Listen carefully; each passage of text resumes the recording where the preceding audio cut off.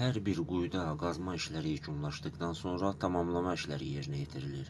Tamamlama işləri aşağıdakılardan asılıdır. 1. Yatağın xüsusiyyətlərindən, təzyiq, temperatur və s.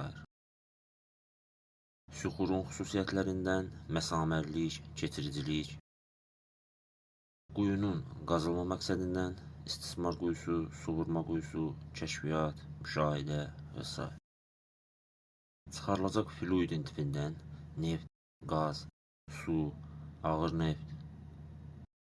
Quyunun yerləşdiyi coğrafiyadan quru, dəniz, stasionar özül, üzən qazma qurğusu və s. Konstruksiyasından. Tamamlama işləri iki yerə ayrılır. Yeraltı tamamlama bura daxildir. Quyu mühiti ilə layın əlaqələndirilməsi, yerüstü tamamlama. Bura daxildir. Quyu ilə yerüstü avadanlığın əlaqələndirilməsi. Yeraltı tamamlama növləri. 1. Kəmərlə izolyasiya olunmamış açıq lülə. Əsasən karbonatlı və ya yüksək dayanıqlı qum daşları kimi süxurlarda tətbiq edilir. 2. Quyruq kəməri. Əsasən ikinci lülə, pilot layihə və yaxud da daha aşağıda yatan layların neftliyini öyrənmək üçün qazılan quyularda tətbiq edilir. 3. İstismar kəməri endirilərək sementlə möhkəmləndirilmiş quyular. Praktikada ən çox tətbiq edilən quyular.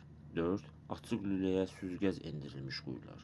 Əsasən xırda dənəli, alevrit tipli və dayanıqsız tekstura malik yataqlarda tətbiq edilir.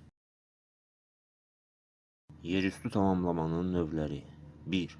Askı boruları endirilmədən mənimsənilən quyular. Əsasən qaz quyularında və ya gözlənilmədən fontana keçərək boruların buraxılması mümkün olmadığı hallarda tətbiq edilir. 2.